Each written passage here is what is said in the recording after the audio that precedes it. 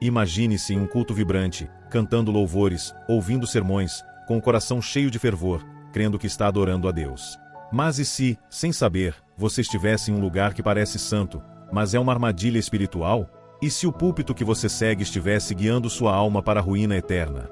Essa possibilidade é real, e hoje vamos enfrentá-la com coragem. Nem toda igreja é um lar de Deus. Algumas são armadilhas do inimigo, disfarçadas de templos. Jesus alertou em Mateus 24:24 que falsos profetas surgiriam, enganando até os eleitos. Este não é um ataque, mas um chamado urgente para despertar. Sua eternidade está em jogo, e o tempo para discernir é agora. Apocalipse 3:1 ecoa como um trovão: tens nome de que vives, e estás morto. Uma igreja pode brilhar aos olhos humanos, cultos lotados, hinos emocionantes, mensagens inspiradoras, mas, aos olhos de Deus, estar morta, sem sua presença. Deus não habita em qualquer altar, e essa verdade, por mais dura que seja, precisa ser dita. Você já parou para perguntar: estou em um lugar onde Deus realmente está? Muitas igrejas mantêm a aparência de piedade, mas negam o poder da verdade. Elas cantam, pregam, organizam eventos impecáveis, mas o Espírito Santo foi entristecido, substituído por métodos humanos, tradições vazias e ambições carnais disfarçadas de espiritualidade. O engano é sutil, e por isso perigoso. É fácil identificar um templo pagão, mas e quando a Bíblia é citada, o nome de Jesus está na fachada, e mesmo assim o coração do ministério está longe do Evangelho? Em 2 Timóteo 4:3, Paulo adverte que muitos buscarão mestres que falem o que querem ouvir, desviando-se da verdade. Isso está acontecendo agora: igrejas cheias, mas almas vazias, cultos vibrantes, mas sem transformação. O Espírito Santo não opera onde a verdade é comprometida. Você já sentiu um vazio espiritual, mesmo estando em um culto lotado? Esse é o alerta de Deus para examinar onde você adora. Pense em um comerciante de Belém, que frequentava uma igreja conhecida na cidade. Ele amava a comunidade, mas algo incomodava. As mensagens eram genéricas, focadas em bênçãos, nunca em arrependimento.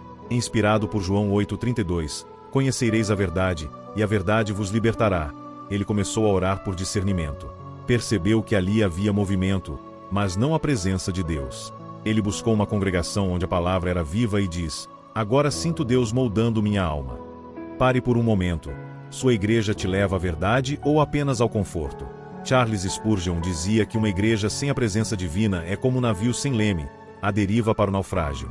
Permanecer em um lugar onde Deus não habita é como confiar em um barco furado. Você pode navegar por um tempo, mas o colapso é inevitável. O perigo não está apenas nos púlpitos, mas nos corações que se acomodam.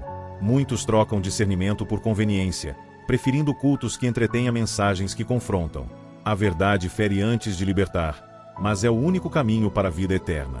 Em Jeremias 7:4, o povo confiava no templo, repetindo templo do Senhor, mas Deus o chamou de covil de ladrões. Hoje, igrejas seguem funcionando, mas sem a glória divina. Cultos continuam, hinos ecoam, mas o Espírito se foi. Você está em um lugar assim? Não é sobre a placa na entrada, mas sobre a presença no altar. Jesus busca adoradores em espírito e verdade, não em rituais vazios.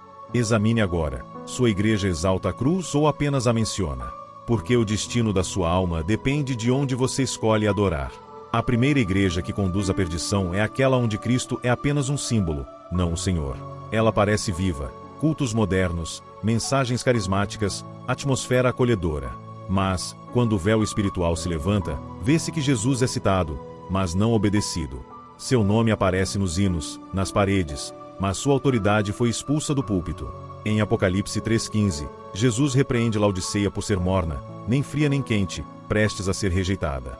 Essa igreja prega um evangelho sem cruz, sem renúncia, onde a santidade é trocada por autoestima e o arrependimento por promessas de sucesso. Ela usa a Bíblia, mas a filtra, adaptando-a aos desejos humanos. Cristo se torna um acessório, uma marca para atrair multidões, não o rei que exige submissão. Você já sentiu que sua fé é mais ritual do que rendição? Essa igreja é um teatro espiritual, onde o homem toma o trono de Deus. Pense numa enfermeira de Natal, que frequentava uma igreja famosa por seus eventos grandiosos. Ela se emocionava nos cultos, mas sua vida espiritual estagnava. Lendo Mateus 7:21, nem todo que me diz Senhor, Senhor entrará no reino dos céus. Ela percebeu que ali Jesus era apenas mencionado, não exaltado. As mensagens falavam de vitórias, nunca de pecado. Ela buscou um lugar onde a cruz era central e diz: agora minha fé tem raízes. Sinta por um instante, sua igreja te chama à renúncia ou apenas à motivação? John Wesley alertava que um evangelho sem cruz é uma mentira disfarçada de piedade. Nessa igreja, orações buscam bênçãos, não transformação. Pregações inflamam o ego, não a alma. O resultado é uma fé sem frutos, uma religião que parece viva, mas está morta aos olhos de Deus. Essa igreja é como Laodiceia, que se achava rica, mas era pobre, cega e nua. Em Apocalipse 3:20, Jesus diz: eis que estou à porta e bato. Ele está fora de sua própria igreja, excluído por líderes que preferem popularidade à verdade. Cultos lotados mascaram a ausência divina. A Bíblia é lida, mas não vivida. Decisões são humanas, não espirituais. Você já saiu de um culto sentindo-se vazio, apesar do entusiasmo? Essa é a voz do Espírito te alertando. Uma igreja verdadeira faz você buscar as palavras de vida eterna, como Pedro em João 6,68, Senhor, para quem iremos? Ela não suaviza o evangelho para agradar, mas proclama a cruz para salvar. Se Jesus é apenas um símbolo no lugar onde você adora, sua alma está em perigo. O engano dessa igreja é sedutor porque é confortável. Ela atrai com promessas de prosperidade, mas não confronta o pecado. Spurgeon dizia que um Cristo sem autoridade é um ídolo criado pelo homem. Examine seu altar. As mensagens te desafiam a ser santo ou apenas a sonhar grande? Jesus deve governar tudo: púlpito, liderança, corações. Se ele é reduzido a uma figura decorativa, é hora de perguntar: estou em um lugar onde Deus reina ou em um sistema que usa seu nome? Porque onde Cristo não é Senhor, a salvação não habita. Escolha hoje, seguir um símbolo ou render-se ao Rei. A segunda igreja que afasta a glória de Deus é aquela onde o Espírito Santo foi substituído por manipulação emocional. Ela é um espetáculo: luzes, trilhas sonoras, pregações que arrancam lágrimas e aplausos. Mas o que parece um som é, muitas vezes, apenas emoção fabricada. O Espírito de Deus não é um arrepio, um choro induzido ou uma frase repetida. Ele é santo, transformador, e não opera em altares que priorizam performance. Em Levítico 10:1, Nadab e Abiú ofereceram fogo estranho ao Senhor e enfrentaram juízo. Hoje, esse fogo estranho aparece em cultos que manipulam sentimentos, usando técnicas humanas para simular a presença divina. Pense num estudante de Belo Horizonte, que frequentava uma igreja conhecida por eventos grandiosos. Ele se emocionava, mas sua vida não mudava. Lendo João 16:8, sobre o espírito que convence do pecado, ele percebeu que ali havia barulho, mas não transformação. Ele encontrou uma congregação onde a palavra moldava corações e diz: agora sei o que é o Espírito. Pare por um segundo. Seu culto é movido por Deus ou por estratégias humanas? John Wesley ensinava que o Espírito não se submete a métodos carnais. Essa igreja lota bancos, mas não regenera almas. Seus cultos são shows, com líderes que exploram fragilidades, prometendo milagres em troca de entusiasmo ou ofertas. A oração vira roteiro, o altar vira palco, e o povo sai animado, mas não convertido. O Espírito Santo, quando presente, expõe o pecado, exalta Cristo, guia a verdade. Onde ele é substituído, há choro sem arrependimento, entusiasmo sem santidade. Você já saiu de um culto sentindo-se vazio, apesar da emoção? Essa igreja oferece fumaça, não fogo divino. Ela cativa os sentidos, mas escraviza a alma, porque manipulação não é unção. A verdadeira igreja deixa o Espírito operar livremente, sem coreografias humanas. Examine seu altar: a transformação genuína ou apenas sensações passageiras? Essa igreja é perigosa porque substitui a glória de Deus por espetáculo. Cultos são planejados para emocionar, não para salvar. Líderes usam trilhas sonoras, repetições e frases de efeito para criar êxtase, mas o Espírito não é uma sensação. Em 1 João 4:1, somos chamados a provar os espíritos, porque nem todo movimento é divino. Spurgeon alertava que a verdadeira unção quebra o coração, não apenas o anima.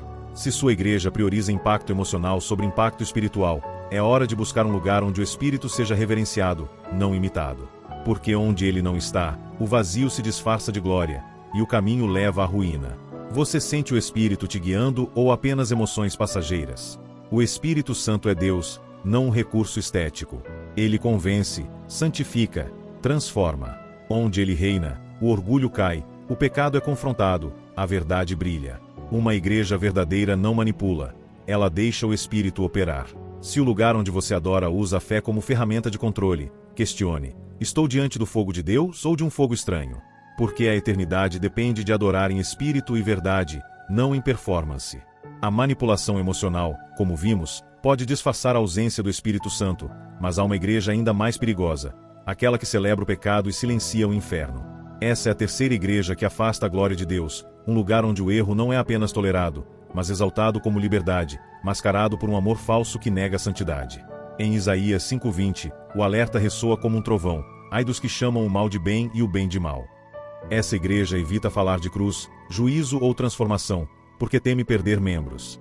Seus púlpitos suavizam o pecado, banem a palavra inferno e moldam um Deus que nunca confronta, que aceita tudo sem exigir nada. Ela prega um evangelho leve, que abraça o erro em nome da inclusão, transformando a santidade em algo ultrapassado, como se fosse uma relíquia de um tempo distante.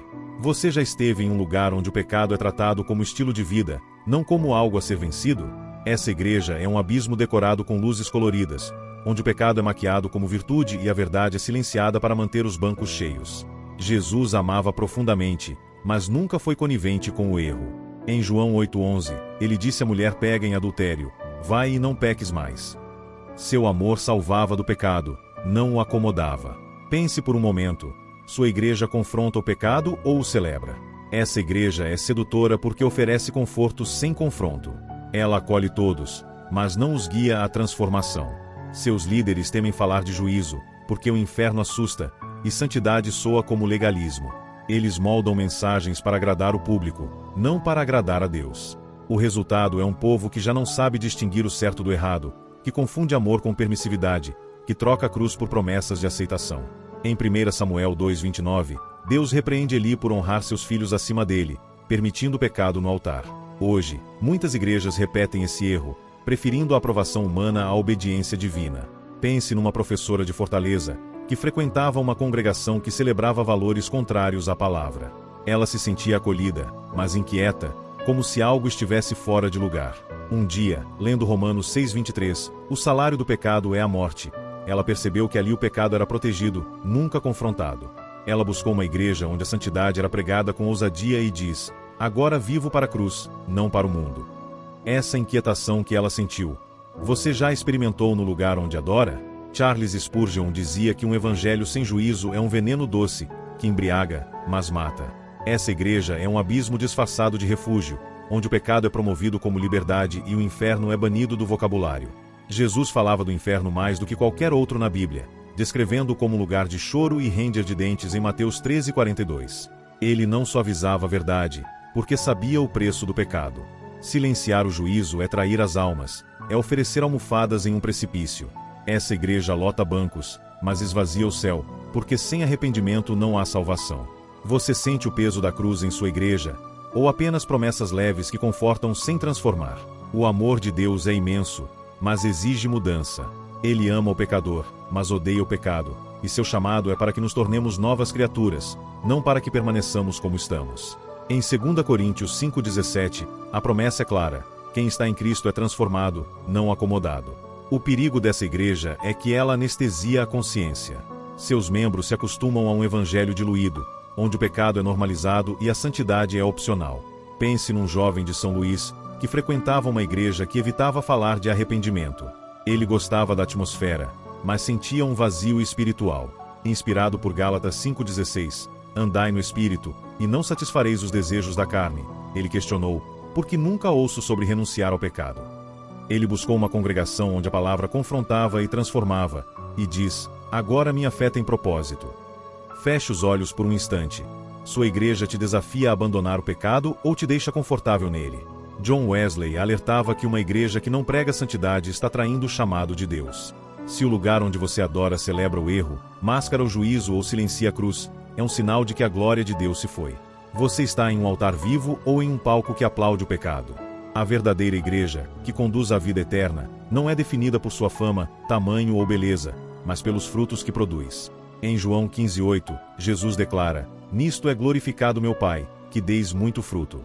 Frutos são vidas transformadas, não cultos grandiosos. A Igreja Viva exalta a cruz como centro do Evangelho, prega a palavra com fidelidade, deixa o Espírito Santo operar livremente, vive o amor que corrige e obedece a Deus acima de tudo. Ela não é perfeita, mas é rendida, marcada por quebrantamento e dependência divina. No Pentecostes, em Atos 2, Pedro pregou com poder, e 3.000 almas se converteram, não por shows, mas por uma mensagem ungida, centrada em Cristo. A multidão clamou: "O que faremos?" E Pedro respondeu: "Arrependei-vos." Essa é a marca de uma igreja viva. Ela confronta, transforma, aponta para o céu. Seus líderes temem a Deus, não o público. Seus cultos geram arrependimento, não apenas aplausos. Spurgeon dizia que uma igreja sem frutos é uma árvore estéril, pronta para o juízo. Examine os frutos do lugar onde você adora. A santidade, obediência, transformação? A verdadeira igreja não ilude, ilumina. Ela prega a cruz, mesmo que ofenda, exalta a santidade, mesmo que afaste multidões, deixa o Espírito operar, mesmo que isso exponha pecados. Em Hebreus 4:12, a palavra é descrita como uma espada que corta, separa, transforma. Uma igreja viva usa essa espada com temor, não com conveniência. Ela não busca consumidores, mas discípulos, não oferece conforto, mas cruz. Em Atos 2:42, a igreja nascente vivia em oração, comunhão e temor do Senhor, produzindo frutos de santidade. Você vê isso onde adora? Ou há apenas movimento, sem mudança? Billy Graham dizia que a fé exige coragem para rejeitar o engano e abraçar a verdade, mesmo que seja um caminho solitário. Se sua igreja não te leva a renunciar ao pecado, a buscar a santidade ou a viver para Cristo, é hora de perguntar: estou em um lugar onde Deus habita? Sua escolha define sua eternidade. Em Josué 24:15, o chamado é direto: escolhei hoje a quem servireis. Não siga multidões, siga a verdade. Jesus alertou em Mateus 7:13 que a porta é estreita, e poucos a encontram. Muitos frequentam igrejas, mas poucos encontram o caminho da salvação. Em Mateus 7:22, Jesus rejeita aqueles que faziam obras em seu nome, mas viviam sem obediência. A verdadeira igreja não é a mais popular, mas a mais fiel. Ela não promete um spa espiritual, mas a cruz que transforma. Se o lugar onde você adora nega a cruz, manipula emoções ou celebra o pecado, saia enquanto há tempo. Busque um altar onde Jesus reina como Senhor, o Espírito opera com poder, e a palavra é pregada com ousadia. Não é sobre o tamanho do templo, mas sobre a presença de Deus. Você já sentiu o Espírito te chamando a deixar um lugar que parece vivo, mas está morto? A escolha pela verdade exige coragem. Em João 6:66, muitos abandonaram Jesus quando suas palavras se tornaram duras, mas Pedro disse: Senhor, para quem iremos? Tu tens as palavras da vida eterna. Essa é a postura de quem encontra a igreja viva, não busca conforto, mas a verdade, não segue líderes carismáticos, mas a voz do Espírito. A verdadeira igreja forma discípulos, não plateia, gera novas criaturas, não novos frequentadores. Ela não se curva ao mundo, mas se rende a Deus. Examine agora, sua igreja te leva a carregar a cruz ou apenas a aplaudi-la? Porque o céu não é para os que amam a ilusão, mas para os que abraçam a verdade, mesmo que doa. O inferno é real, e silenciá-lo é trair as almas. Jesus nunca escondeu a gravidade do pecado, porque seu amor é salvador, não conivente. Não é tarde para escolher, mas o tempo é curto. Em 2 Tessalonicenses 2:3, Paulo alerta sobre a apostasia dos últimos dias, quando muitos se desviarão da verdade. Esse tempo é agora.